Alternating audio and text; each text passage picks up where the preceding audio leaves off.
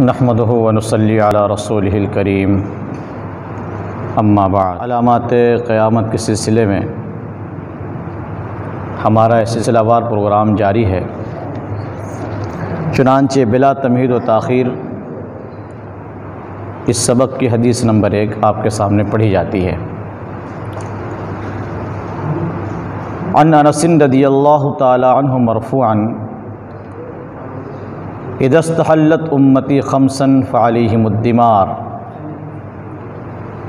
اذا ظہر فیہم الطلاع ولبسوا الحریر واتخذوا القینات وشربوا الخمور واکتفى الرجال بالرجال والنساء بالنساء۔ شعب الایمان للبیہقی، جلد نمبر 4 صفحہ نمبر 377۔ طبرانی فی المعجم الاوسط، جلد نمبر 2 صفحہ نمبر 18۔ کنز العمال حدیث نمبر 38498، اور امام منذری اپنی کتاب الترغیب میں حدیث نمبر 3157۔ حدیث پاک کا ترجمہ اور اس کے مختصر تشریح ملاحظہ ہو۔ حضرت انس رضی اللہ تعالیٰ عنہ سے منقول ہے کہ حضرت نبی اکرم صلی اللہ علیہ وسلم نے ارشاد فرمایا، اذا استحلت امتی خمسا، جب میری امت 5 چیزوں کو حلال کر لے گی۔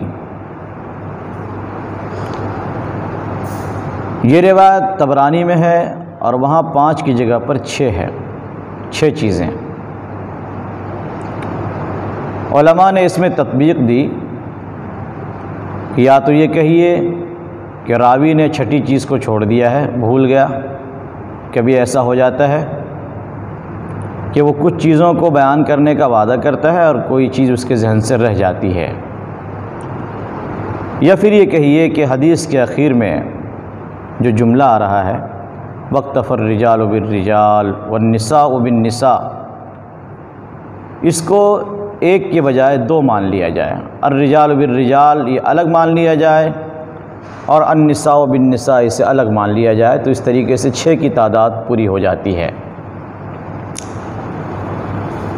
دوسری بات یہ سمجھنے کی ہے کہ یہاں پر اذا استحلت کا لفظ ہے، جب میری امت 5 کاموں کو حلال سمجھ لے۔ دوسری روایت میں استعملت کا لفظ ہے کہ جب میری امت 5 چیزوں کو استعمال کرنے لگے۔ مسند شامیین میں صنعت کا لفظ ہے اور حلیۃ الاولیاء میں عملت کا لفظ ہے، اور ان دونوں کے معنی ہیں جب میری امت یہ کام کرنے لگے۔ ان روایتوں پر تو کوئی اشکال نہیں جن میں یہ کہا گیا کہ میری امت یہ کام کرنے لگے، میری امت ان چیزوں کو استعمال کرنے لگے، لیکن جس روایت میں یہ کہا جا رہا ہے کہ میری امت جب ان چیزوں کو حلال سمجھ لے، تو کسی بھی گناہ کو حلال سمجھنا، چاہے وہ کتنے بھی چھوٹے درجے کا ہی کیوں نہ ہو، اس کو علماء نے کفر لکھا ہے۔ تو ایسی صورت میں تو کفر کا فتویٰ آنا چاہیے، جبکہ اللہ کے رسول نے صرف ہلاکت کا تذکرہ کیا ہے کہ امت بربادی میں مبتلا ہوگی۔ اس لیے اس طرح کے الفاظ جہاں بھی روایت میں آئیں وہاں علماء نے ایک شاندار تعویل کی، اور وہ یہ حلال سمجھنے کا مطلب یہ ہے کہ میری امت ان کاموں کو اس طرح کرنے لگے گویا کہ وہ حلال ہو، لاپرواہ ہو کر، آخرت کی کوئی فکر نہ ہو، اللہ کا کوئی خوف نہ ہو، یوں معلوم ہو رہا ہو کہ یہ کام حلال ہو۔ اس لیے کہ مسلمان کتنا بھی گر جائے، اعمال سے کتنا بھی دور ہو جائے، اللہ کا شکر ہے کہ وہ حرام کو حرام سمجھتا ہے، وہ کبھی حلال نہیں سمجھتا اسے کہ میں شراب پی رہا ہوں لہذا یہ چیز حلال ہو گئی۔ اس لیے یہ تعویل کرنی بہت ضروری ہے کہ حرام سمجھنے والوں کی طرح بے پرواہ ہو کر اسے استعمال کریں گے ان چیزوں کو۔ وہ کیا ہے 5 چیزیں؟ چنانچہ آپ فرماتے ہیں کہ میری امت جب 5 چیزوں کو حلال سمجھنے لگے گی فعلیہم الدمار، تو ان پر ہلاکت و بربادی اتر آئے گی۔ نمبر 1، اذا ظہر فیہم التلاعن، جب ان میں آپس میں لعن طعن ظاہر ہو جائے گا، آپس میں ایک دوسرے کو برا بھلا کہنا۔ چنانچہ اپنے معاشرے پر ایک نظر ڈالیے، اجتماعی اور انفرادی طور پر۔ سب سے پہلے انفرادی شکل کو لیجئے۔ ہم ایک ایسے دور میں جی رہے ہیں اور ہمارا دور خیر سے اور آپسی میل جول اور محبت سے اس قدر خالی ہو چکا ہے کہ اس وقت آپسی لعن طعن کے لیے دشمنی اور بغض کی بھی ضرورت نہیں ہے۔ اگر ہمارا مزاج کسی سے میل نہیں کھاتا تو بس یہی کافی ہو جاتا ہے اس پہ لعن طعن کرنے کے لیے۔ یہ تو انفرادی بیماری ہماری ہے۔ اجتماعی طور پر آپ دیکھیں، سیاسی جماعتوں کو لیجئے سب سے پہلے۔ ان جماعتوں سے جڑے ہوئے مسلمان کس طرح ایک دوسرے پر لعنت کرتے ہیں۔ بالخصوص الیکشن کے مواقع میں ان چیزوں کو ہم بکثرت دیکھتے ہیں، ایک دوسرے کو برا بھلا کہنا، اس کے کارناموں پہ پانی پھیرنا، اپنے کو اونچا بتانا، دوسرے کو خائن کہنا، غدار کہنا، جھوٹا بدعہد کہنا، یعنی جو کچھ بھی ہو سکتا ہے ایک پارٹی دوسرے پارٹی کے لیے استعمال کرتی ہے۔ غیروں کو تو جانے دیجیے، ہم صرف یہاں مسلمانوں کی بات کر رہے ہیں، جو مسلمان ہو کر بھی اپنے اسلام کے تقاضے کو پس پش ڈال کر اور یہ ساری حرکتیں وہ کرتے ہیں۔ اسی طریقے سے تھوڑا سا اور آگے بڑھیے، اب تو الیاذ باللہ دینی جماعتیں بھی اس بیماری کا شکار ہو چکی ہے۔ اگر کوئی دینی تنظیم 2 حصوں میں بٹی ہوئی ہے تو ایک دوسرے کے اوپر لعن طعن کا سلسلہ جاری ہے۔ تنظیم میں تفریق پڑنے سے پہلے جو اکابر کی حیثیت رکھتے تھے، آج چونکہ ان کا تعلق دوسری تنظیم سے ہو گیا ہے، دوسرے حصے سے ہو گیا، لہذا وہ لعن طعن کے شکار ہو گئے۔ بڑی آسانی سے ان پہ کیچڑ اچھال دینا، جبکہ کل تک ان کے تقویٰ کے اور ان کے صلاحیت کے ہر چیز کے معترف تھے، معتقد تھے، ان کے جوتے اٹھایا کرتے تھے، اور صرف یہ کہ اختلاف ہو گیا ہے تو اب برائی کرتے ہیں، ان کی خامیاں نکالتے ہیں، ان کو توبہ کر لینا چاہیے تھا، یہ تو بغاوت کا قدم ہے، ان کو باز آ جانا چاہیے تھا، ان کو فلاں سے جا کر مل لینا چاہیے تھا۔ یہ مشورے بیٹھ کر ہم دیتے ہیں اپنی مجلسوں میں، ان بڑوں کے بارے میں اس طرح کی زبانیں کھولتے ہیں۔ میں کسی کا نام نہیں لیتا، آپ سمجھدار ہیں، اشارہ کافی ہے۔ اور اسی طریقے سے کیا مسلکی اختلاف کا لعن و طعن اس میں آئے گا؟ تو خوب اچھی طرح سمجھ لیجئے کہ لعن طعن کرنا یہ علماء حق کا کام نہیں ہے۔ الحمدللہ ثم الحمدللہ جو حضرات جذبہ رکھتے ہیں اس بات کا کہ جو مسلک کے نام پر لوگوں کو لڑائے گا ہم اس کی خبر لیں گے، بے شک وہ خبر لیں، خبر لے کر تو دکھائیں، وہ لے بھی سکتے ہیں یا نہیں؟ ہماری تو تمنا ہے، ہم تو چاہتے ہیں کہ خبر لی جائے ان کی۔ کہیں ایسا تو نہیں کہ آپ ان علماء حق کے بارے میں بول رہے ہیں جو امت کی رہنمائی، صراط مستقیم کی وضاحت کے لیے حکمت بھرے انداز میں اپنی زبان کھولتے ہیں اور لوگوں کی رہنمائی کرتے ہیں، کہیں آپ نے ان کو تو نہیں سمجھ لیا کہ وہ لوگوں کو مسلک کے نام پہ لڑا رہے ہیں؟ اگر آپ یہ سمجھتے ہیں تو آپ اپنی اصلاح کیجیے، اور اگر آپ وہی سمجھتے ہیں جو ہم نے سمجھا ہے کہ نہیں، جو لوگ واقعی علماء حق پہ کیچڑ اچھالتے ہیں، بھرے مجمع میں ان کو گالیاں دیتے ہیں، ان پہ لعن طعن کرتے ہیں، آپ اگر ان سے نمٹنے کے ارادہ رکھتے ہیں تو انشاءاللہ ہم بھی آپ کے ساتھ ہیں۔ آپ آگے بڑھیے، ہم آپ کے پیچھے پیچھے ہیں۔ تو حقیقت یہ ہے کہ ممبر سے بیٹھ کر لعن طعن جو فرقہ باطلہ کے لوگ کیا کرتے ہیں، ان کے علماء کیا کرتے ہیں، وہ اس چیز کے اندر داخل ہے۔ تو یہ پہلی چیز تھی کہ جب لوگوں کے اندر آپس میں لعن طعن، ایک دوسرے کو برا بھلا کہنا ظاہر ہو جائے گا۔ دوسری چیز وَلَبِسُ الْحَرِيرِ، لوگ ریشم کا استعمال کریں گے، ریشم پہنیں گے۔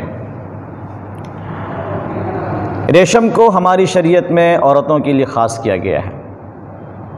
آپ نے ارشاد فرمایا ریشم اور سونا یہ دونوں چیزیں میری امت کی عورتوں کے لیے حلال ہے، مردوں کے لیے نہیں۔ لیکن جن کو حلال و حرام کی پرواہ نہ ہوگی تو ایسے مرد ریشم کو استعمال کریں گے اور اس حدیث کا مصداق بنیں گے۔ واتخذوا القینات، گانے بجانے والی عورتوں کو، ایسی باندیوں کو لوگ اپنے پاس رکھیں گے۔ اس دور میں گانے بجانے کی اور ناچنے والیوں کی بہت ساری شکلیں نکل گئی ہیں۔ چنانچہ ٹی وی، طرح طرح کے اس پہ سیریل پروگرام، اس طرح کی کیسٹیں جس میں ناچ گانا وغیرہ ہو، یہ ساری چیزیں اس کے اندر داخل ہے۔ جس زمانے میں اللہ کے رسول نے یہ حدیث ارشاد فرمائی تھی کہ اس وقت لوگ سوچتے ہوں گے کہ آخر کیا شکل بنے گی کہ لوگ گانے بجانے والیوں کو اپنے گھروں میں رکھیں گے اس طریقے سے، یہ کیوں کر ممکن ہوگا کہ اکثر گھروں میں یہ چیز آ جائے۔ لیکن آج ہمارے گھروں کے اندر ٹی وی نے اس بات کو ثابت کر دیا ہے کہ ہاں یہ بالکل ممکن نہیں بلکہ ہو رہا ہے، ہر گھر کے اندر یہ ماجرا ہے۔ تو یہ ہے، لوگ گانے بجانے والی باندیوں کو، اس طرح کی عورتوں کو رکھیں گے۔ اور تیسری بات وشرب الخمور، لوگ شرابیں پئیں گے۔ چنانچہ نشہ آور جتنی بھی چیزیں ہیں، ڈرگس ہو، افیون ہو، کوکین، گانجا، ہیروئن، یہ ساری چیزیں اس کے اندر داخل ہیں شراب کے اندر۔ اور یہ تفصیل کا موقع نہیں ہے جو یہ بتایا جائے کہ جب انسان نشہ آور چیزیں استعمال کرتا ہے تو اس کے کیا نقصانات ہیں طبی اعتبار سے، وہ ایک الگ موضوع ہے۔ غرض یہ کہ شراب نوشی کی عادت بہت زیادہ عام ہو گئی ہے، بالخصوص ان جگہوں پر تعلیم حاصل کرنے والے طلباء و طالبات جہاں پر اصلاحی اعتبار سے کوئی بات چیت نہیں ہوتی۔ وہاں کے پڑھانے والے ٹیچرز، اساتذہ اصلاحی اور اخلاقی کوئی بات نہیں کرتے، بس وہ ایجوکیشن کی ایک دھن ہے، تو ان لوگوں میں یہ چیزیں زیادہ دیکھنے کو ملتی ہیں۔ وہاں پر معاملہ یہ ہے کہ لڑکوں سے آگے بڑھ کر لڑکیوں کے اندر یہ چیزیں پائی جاتی ہے، اور کھلے عام وہ لڑکیاں مردوں کے سامنے، لڑکوں کے سامنے نشہ کرنے سے کوئی عار محسوس نہیں کرتی۔ اور آگے آپ نے پانچویں بات ارشاد فرمائی وَاقْتَفَى الرِّجَالُ بِالرِّجَالِ وَالنِّسَاءُ بِالنِّسَاءِ، شہوت کو پوری کرنے میں مرد پہ اکتفا کرے گا اور عورت پہ اکتفا کرے گی۔ قوم لوط کی یہ بیماری تھی جس کی بنیاد پر خطرناک عذاب سے انہیں دوچار کیا گیا، اور قرآن کریم میں پچھلی قوموں پر آنے والے جو عذاب منقول ہیں ان میں سب سے خطرناک عذاب قوم لوط پر ہی آیا ہے۔ بیک وقت ان کے اوپر دو عذاب، حضرت جبریل آئے اور یوں زمین کو اٹھایا، فجعلنا عالیہا سافلہا، ہم نے زمین کو یوں پلٹ دیا، حضرت جبریل کے ذریعے کام کروایا۔ وامطرنا علیہا حجارۃ من سجیل، اوپر سے پتھروں کی بارش کروا دی ان کے اوپر۔ لیکن آپ یہ خبر دے رہے ہیں کہ میری امت میں یہ بیماری ظاہر ہوگی۔ الیاذ باللہ، یورپ کے اندر یہ قانون بن چکا ہے، آپ سب جانتے ہیں، مرد سے اور عورت سے شادیاں ہو رہی ہیں وہاں پہ۔